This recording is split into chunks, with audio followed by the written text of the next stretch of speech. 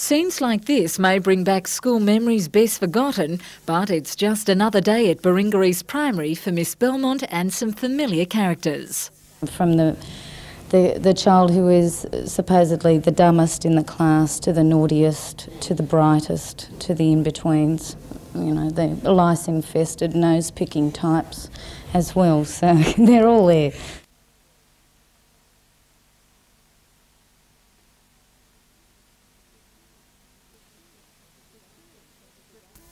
The story centres around young Erica Yerkin. She's bright, funny and talkative and used to getting most of the attention. But that all changes with the arrival of a new student.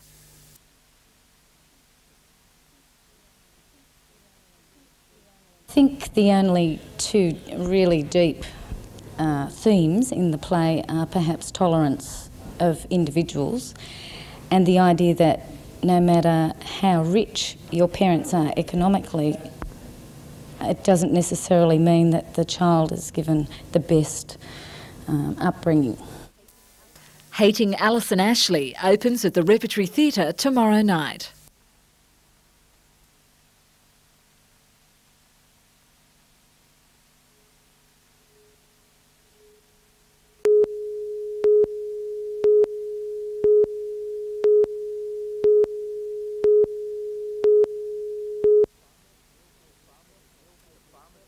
The farmers at Millfield near Cessnock say their stretch of the north arm of the Wallumbye Brook is being destroyed by salt. We've got big troubles with can't irrigate. Been advised not to put our cattle to the drinking water, to take them back to dams further back, and that causes a big problem. The farmers claim the nearby Ellalong Colliery has poured wastewater into this swamp that drains into the brook. Independent tests showing levels of salt at 12,000 parts per million, more than 10 times the safe level to irrigate. Farmers have been advised not to water crops or their stock. Relied on the creek for all horses, all livestock around the house. And if I have to shift them to the top side, I have to feed them and somebody has to pay for it. Officers from the Ellalong mine took samples of the creek on Saturday morning. After a phone call on Monday, they told the farmers they'd get back to them in a week's time. No one from the Ellalong Colliery was available for comment. About 24 farms are affected, possibly without the brook's water for 2 months, or until the watercourse is flushed by good rains. The farmers are demanding that the Environmental Protection Authority moves in against the company. Peter Ryan, NBN News.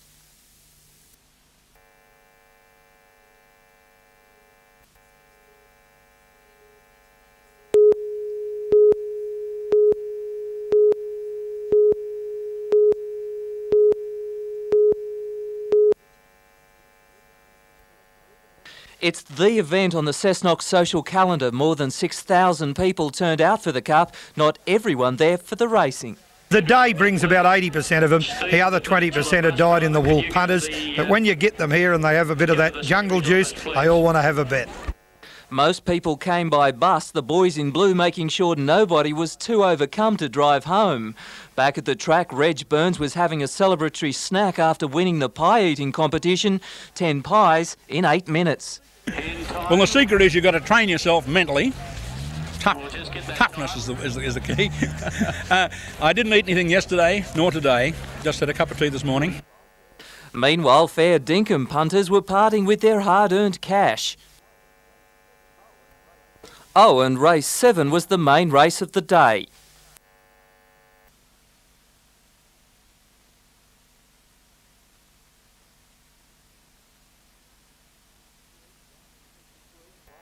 $3, $1 and $8, the Quinella $6.50, the trifecta $85 even. A great day for all, but maybe tomorrow morning won't be so good. Peter Ryan, NBN News.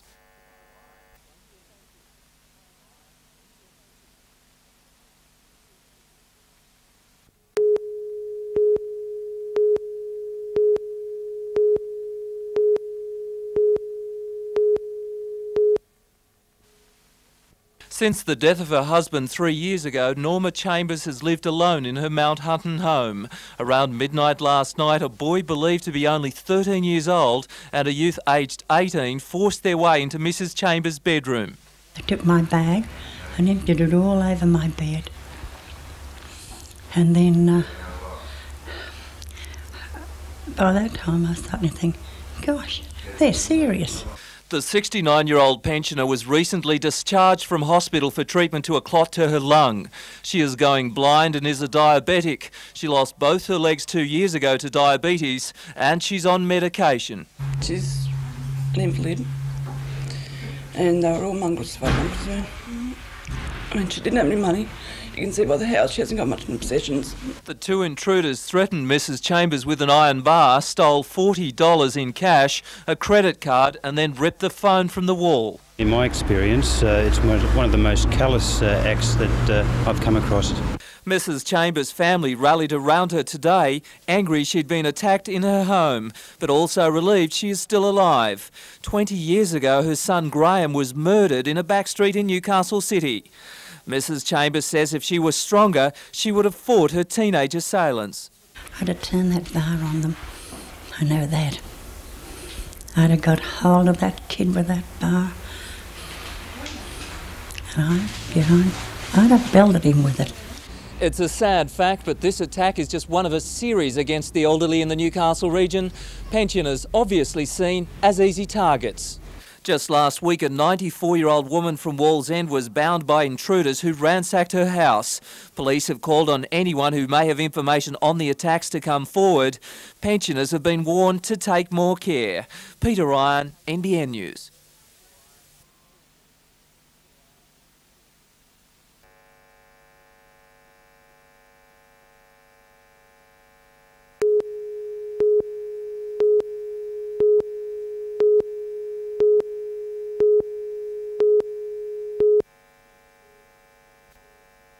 Maitland Police have been campaigning since 1992 for more officers. They say they were promised another 2 operational patrol cars, but that has never eventuated.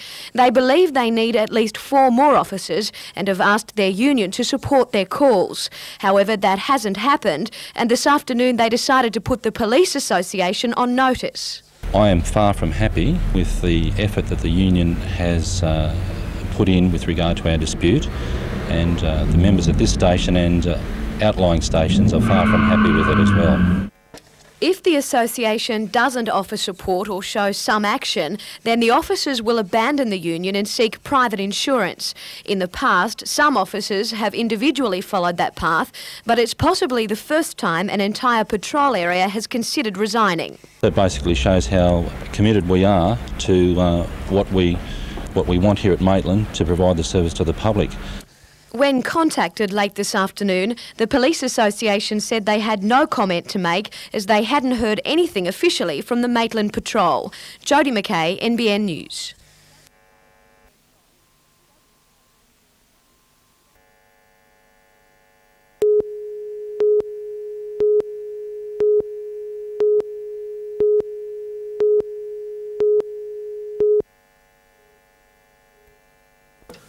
If the new beef grading code is introduced, there'll be no more misleading descriptions of beef. Instead, terms will be standardised and minimum quality guaranteed.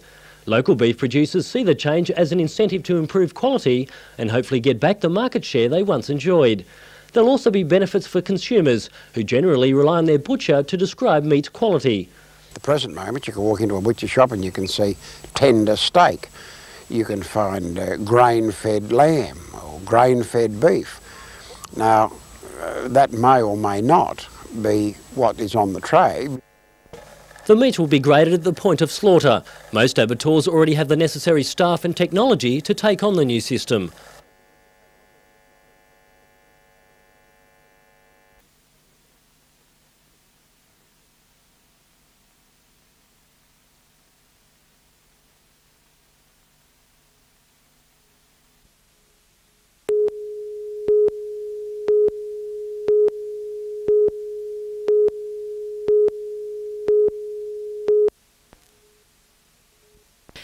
They started setting up residents earlier this week, with the campers ensuring they have a few home comforts to keep them going.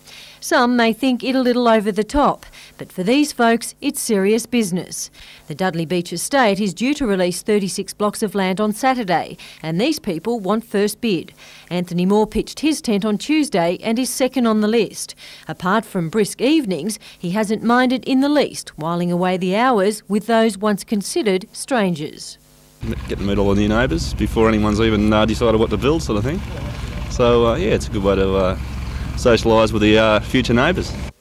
The rules state there must be a representative from each family in the queue at all times, otherwise they lose their place. Such is the case for Graham Gould, who's keeping dog watch for son-in-law, former Newcastle Knights captain Michael Hagan. How do you get past the boredom? Playing cards. I've got a set of cards here. Just talk to the people here. The blocks, expected to fetch between $80,000 and $95,000 each, are controlled by Street's real estate. Agent Andrew Walker believes the reason for the interest is the land represents one of the last opportunities to acquire residential blocks on the coast and within 15 minutes drive of the city. As for our cosy campers, well, they've only 2 more nights to go. And once they build and move into their new homes, they're planning a reunion. Catherine Lamond, NBN News.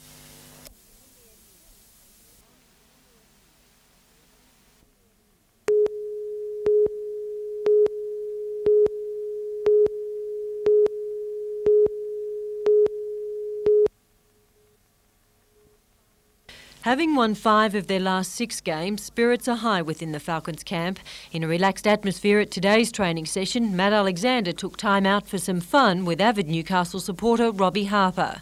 Coach Tom Wiseman is happy with the style of the Falcons' play and has no intention of changing a winning formula for the clash against the Wildcats. We've been focusing more on ourselves and not over-preparing for the teams that we're playing, but instead taking our game to them and making them respond to what we're doing.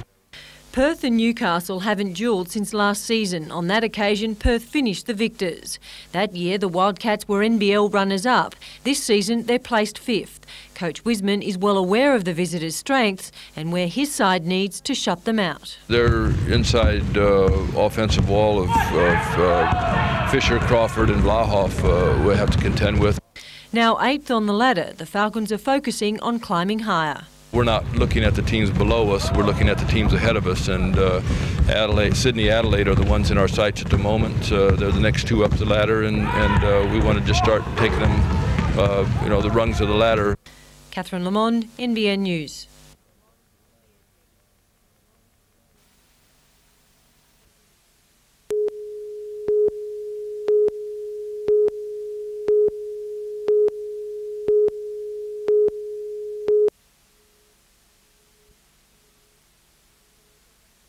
Rachel McQuillan is back on home turf after her loss to American Pam Shriver at Wimbledon. Eager to improve on that result, Rachel flies out with her father Ted on Tuesday for 9 weeks overseas. Her schedule begins with representing Australia in the Federation Cup in Frankfurt. Then she'll play 5 ATP tournaments in America, culminating with the US Open, a tournament and surface she enjoys. I've got an all-court game, which is sort of, I don't serve volley all the time and I don't, stay on the baseline all the time. I sort of come in here and there, and I think the hard court sort of suits that sort of a game, and I'm pretty much at home on hard court. But tennis won't be the only thing we'll be seeing the world's 66th ranked woman doing on television in the future. The 22-year-old from Merewether has signed a 1-year contract with an option for a further 2 to promote health product Vitasoy, widely known for its milk drinks. When I go overseas, it'll involve a patch on my sleeve, just at Grand Slam events, and also an ad which will be showed all around Australia at the end of the year and at the beginning of the Australian circuit. Catherine Lamond, NBN News.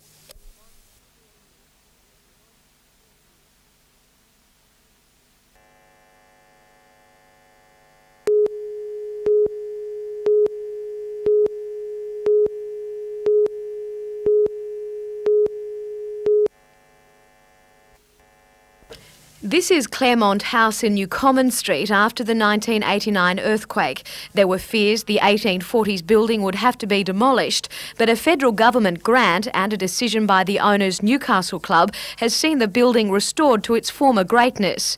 As this 1848 painting shows, Claremont House was one of just a handful of buildings in early Newcastle. The painting, though, was only discovered after work had begun on restoring the building, but as luck would have it, the colour scheme was spot on.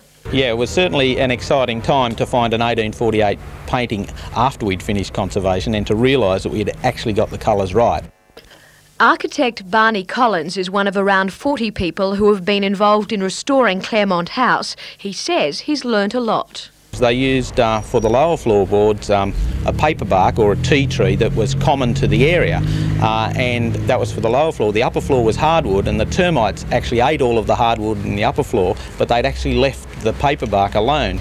Claremont House will be open to the public tomorrow and you're advised to take advantage of it. It's so rare that the Newcastle Club lets visitors in that even we weren't allowed inside today for a peek. It is a pity that it is exclusive, but then again, to protect it, you could not run people through it all of the time. Claremont House will be used by the Newcastle Club for dining rooms and accommodation for its members.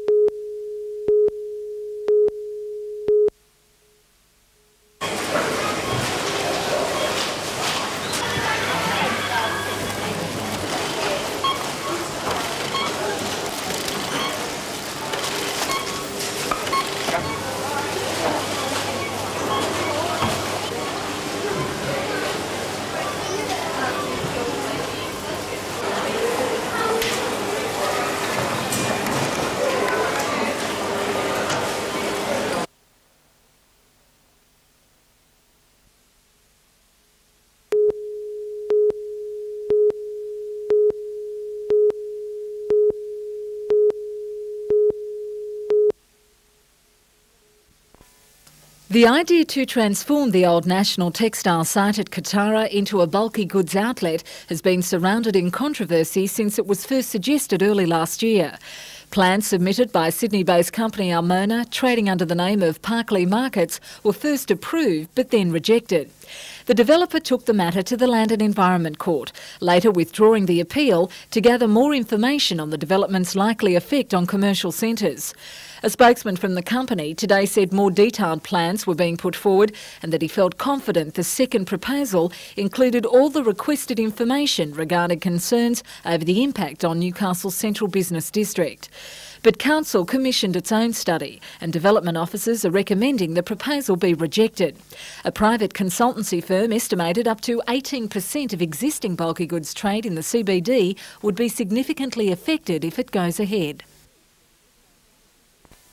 Meanwhile, the issue of Newcastle's curbside recycling has not been entirely dumped. A numbers game at tonight's meeting could see its return if Councillor John Sutton gets his way. He's put forward a notice of motion calling for the service to continue until Council completes its waste management strategy. Last week, Council voted to scrap the service altogether, claiming it was too expensive and did little to reduce the city's overall waste stream. The move resulted in a backlash of community anger.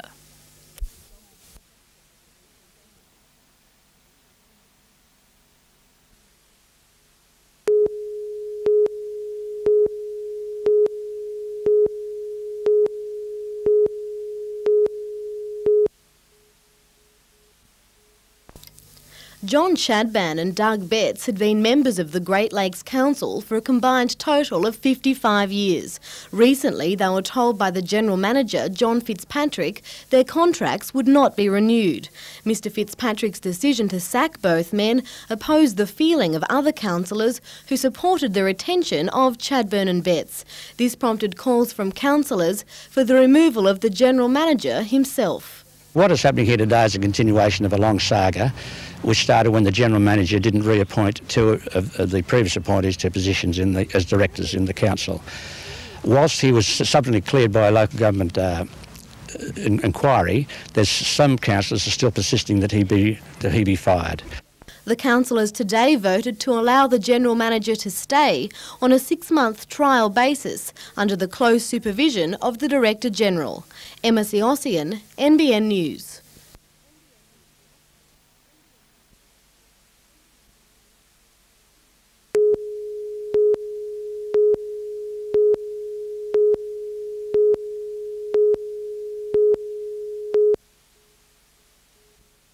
When circuses rolled into Newcastle in recent years, they were greeted by protests like this. And our issue is animals in cages. Concerns were raised about how animals are housed and transported. To be tethered all of its life or do ridiculous tricks is just completely unacceptable to a civilised person.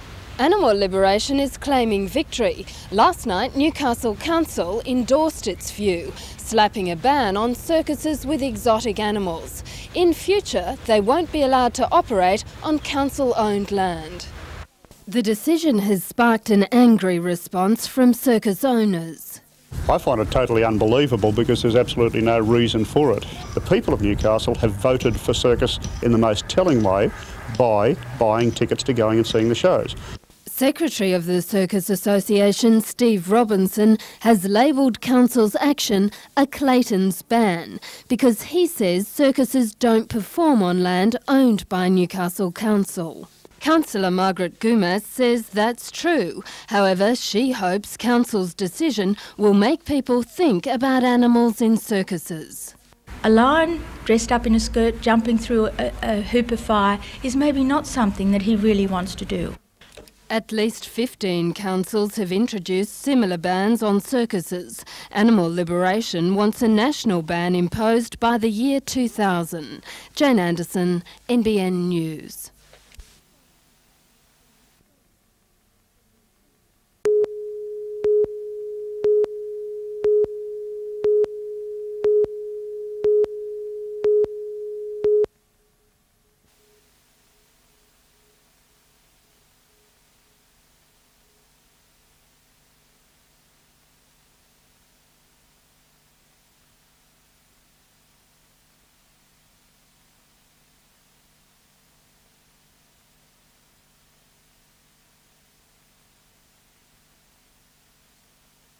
Yo Popper with So Closer on the outside, and Stokes is cutting back to the inside. Yo Popper grabbed the lead 100 out. Stokes is getting the rails run further out. So Closer and Rembetic are charging home. Stokes is coming at Yo Popper. Stokes doing best under hands and heels riding and draws away to win. The winner Stokes paid nearly 20 to 1, boosting the trifecta to $1,761.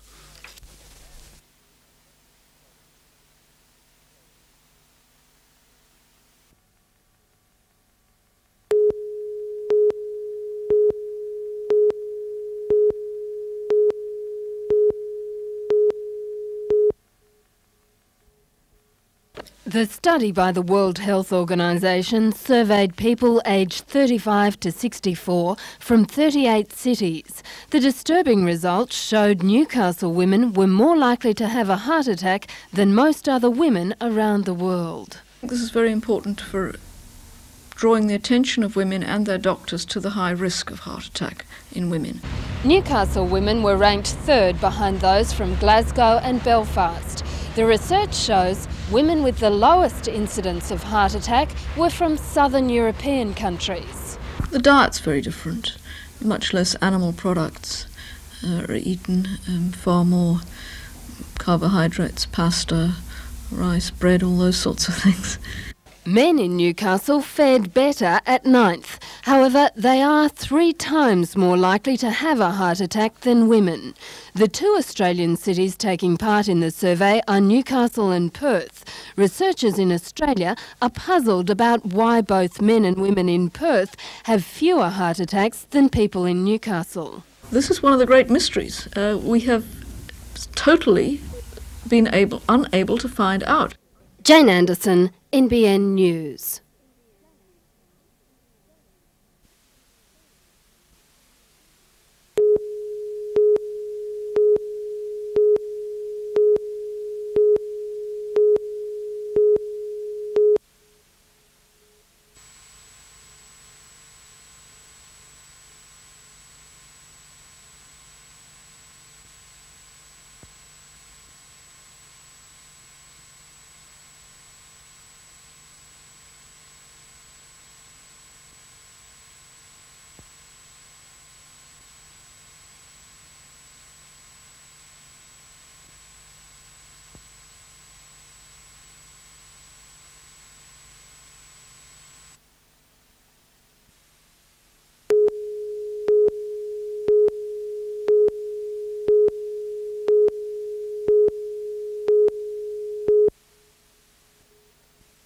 Robert "Rocket" Thompson from Swansea and Frank Wilson from Charlestown have been teammates in Newcastle sides, but today's game was a grudge match. The last time the pair met was in the pair's district major final, with Rocket Thompson coming out ahead. This was Wilson's chance to get even in the singles, but it was Thompson who went 2 up after the first end. But Wilson hit straight back, taking 1 in the second, then 3 in the third. The game was shaping as one to remember, befitting the Lowlands club's 102-year history. In the final stages, the game was tied at 28 all. Wilson picked up 3 to get the win and revenge.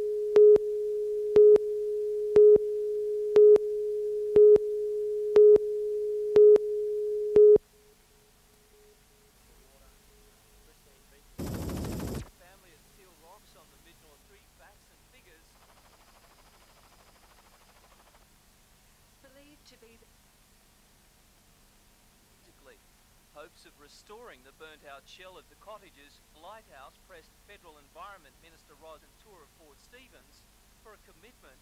Keepers catching up on the 119-year-old building.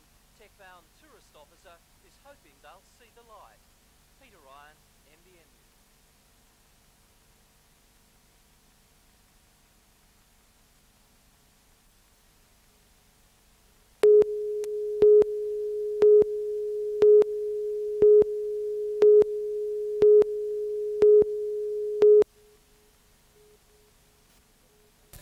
The event attracts the prestige bowlers from as far north as Maitland and south to Canberra.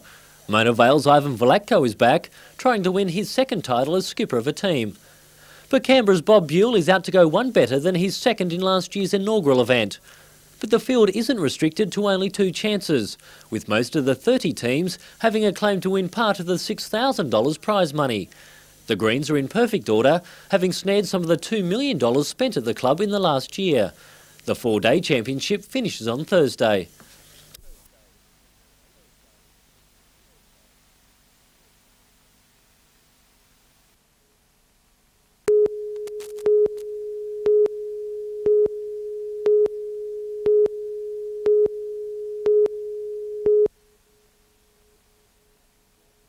Matthew Johns was hamming it up for the camera on his way to the physio today. Yesterday, the 5'8" played against Souths with a disc pushing against a nerve in his lower back, an old football wound that won't go away.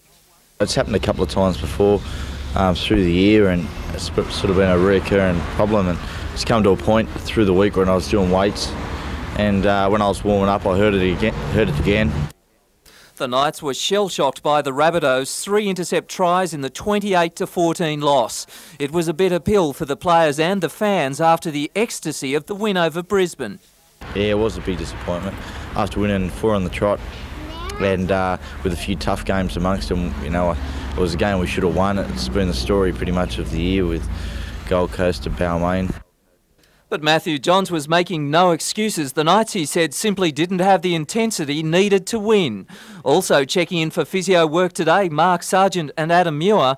There were no worries for Sarge, but there is a question mark over Muir's knee. Peter Ryan, NBN News.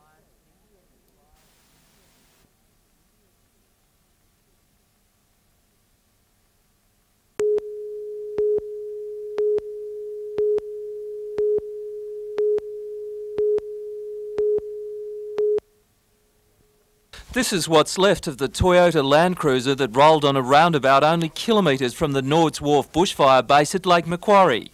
Police say it was stolen about midnight. The vehicle was written off in the crash, leaving Nords Wharf without its first response vehicle for car accidents, fires, any sort of rescue. Well, it's a major problem to us. That vehicle's role as the first response unit in that area at 10 highway calls and house fires, etc., and it leaves us vulnerable. Steve Souter, the fire control officer at Lake Macquarie, says lives will be placed at risk. There's no doubt about that. The response time of the brigade now has been reduced because this rapid response vehicle is no longer available. A 26-year-old Walls End man has been charged with stealing the vehicle, traffic offences and drink driving. He will appear at Belmont Local Court next month. Peter Ryan, NBN News.